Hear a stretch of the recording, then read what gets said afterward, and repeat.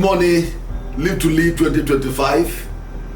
Distinguished ladies and gentlemen, let me extend my warmest greetings to you from the ECOWAS Bank for Investment and Development, which is the regional financial institution belonging to the 15 ECOWAS member countries.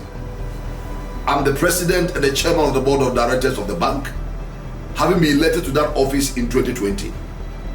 When I stood before the board of governors for the first time, as president and chairman of the board of directors of the bank on February 1st, 2020, I had a vision.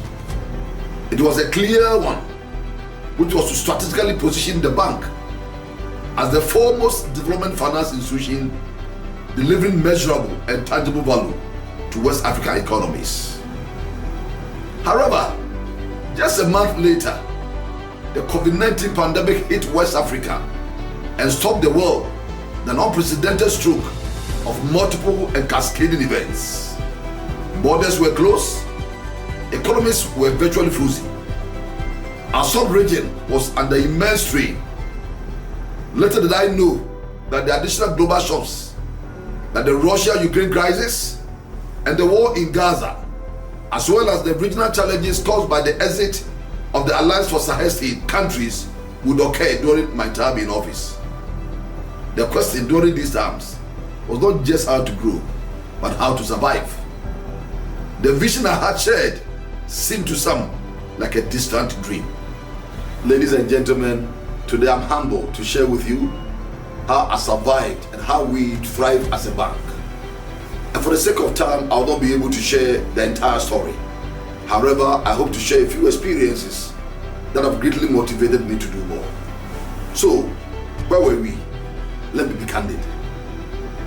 When we started, our non-performing loan rate was significantly above the acceptable rates for a bank of our stature. This threatened our very stability and existence.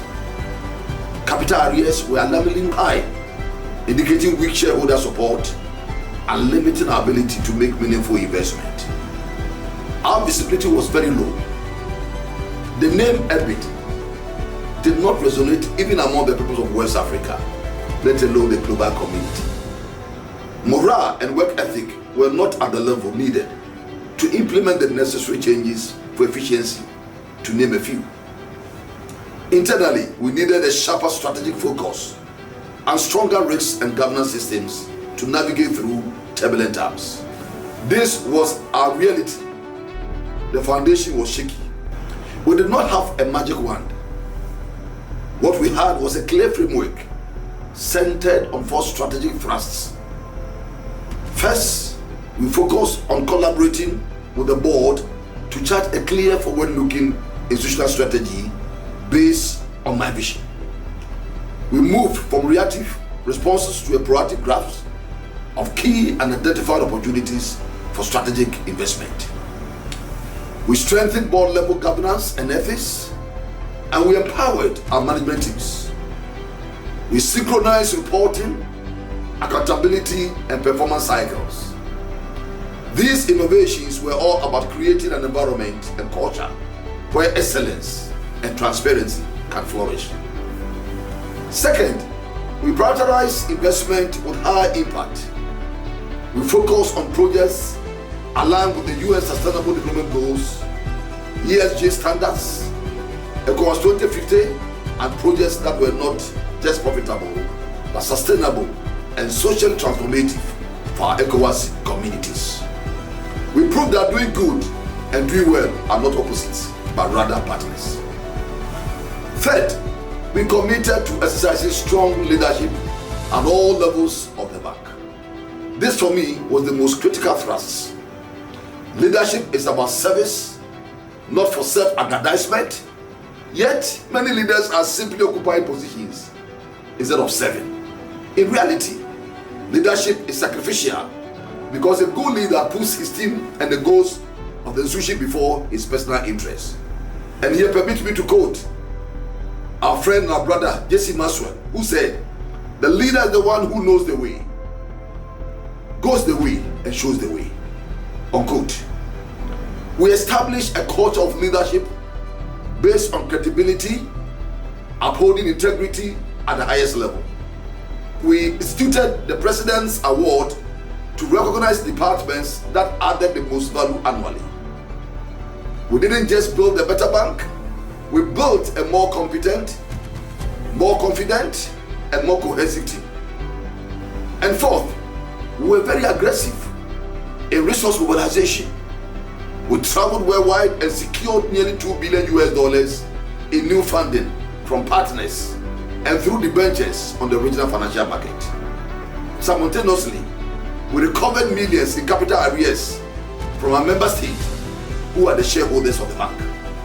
I spearheaded this with bold engagements at all levels to secure the funding required for growth. So, what was the result of these initiatives? The outcomes speak for themselves. In terms of non-performing loans, I'm happy to report or to inform you that the ratio dropped from over 15% in 2019 to 4.11% at the end of 2024. This is within the acceptable industry standard. The bank's total asset grew from $1.2 billion to $2.9 billion within the same period. The bank's loan book was also doubled from $764,000 in 2019 to $1.68 billion as at the end of 2025. We have also been able to mobilize almost $2 billion in resources to support projects in both the private and public sectors. As at the end of 2024, the bank's profitability had increased by 69.4% compared to 2019. The bank has collected a total amount of over $200 million in terms of capital from its member countries since 2020. The international rating agencies, Fitch and Moody's, as we are all aware, took note of these improvements and they upgraded and consistently affirmed our B stable outlook, acknowledging our strong capitalization, improved risk management, diversified source of funding, robust governance framework, among others. The bank's improved financial and operational performance has gone hand in hand with exponential growth in visibility. We held the maiden edition of the ECOWAS Investment Forum, EIF, in 2024, which was patronized by over 700 participants and hosted 4 presidents' roundtables to discuss pertinent global issues. We have introduced and published 4 consecutive editions of what we call the West African Development Outlook, which provides snapshots of the performance of the economies of the 15 ECOWAS member countries. Our voice is now being heard globally through our social media platforms. Our LinkedIn has grown from 411 followers in 2019 to 35,646 followers since 2020. And our other social media pages show similar trends. So what are the lessons I leave with you today? First, vision must be your anchor as a leader. Hold on to it, communicate it relentlessly. Second, your team is your engine. Invest in your people, empower them, celebrate them. Their success is your success. Third, discipline is your fuel. Financial success hinges on leadership's discipline to recover what is owed, to invest wisely, and to manage risk without stifling ambition. Fourth, governance is your compass. A clear strategy, strong policies, and transparent and ethical systems will always guide you to your destination. And fifth, courage is your rudder. You have to make tough decisions as a leader. Have the courage to change culture, to pause initiatives that aren't working, and hold on to unpopular decisions to attain success. The challenges that confront our world today are not a matter of coincidence. They are a product of leadership failure, a lack of anticipation, and ill-timed inventions to ameliorate known threats. My journey as the president of ECOWAS Bank for Investment and Development proves one fundamental truth. That is, a leader must make a difference and deliver results through influence and impact. Leadership is a catalyst, a tool that transforms challenges, into opportunities and vision into a reality. We transform a bank facing a global storm into an engine of resilience, growth, and hope for West Africa. If we were to do that, imagine what could have achieved in the organization, community, and nation. Do not be daunted by the size of the challenge.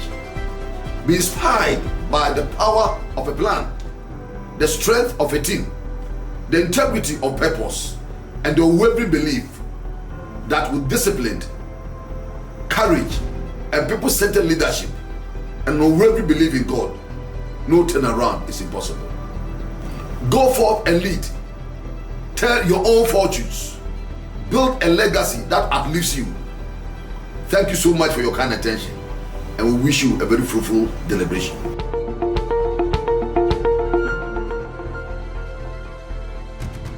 We are EBID. EBID, transforming ECOWAS communities. We have more information for you at www.bidc-ebid.org.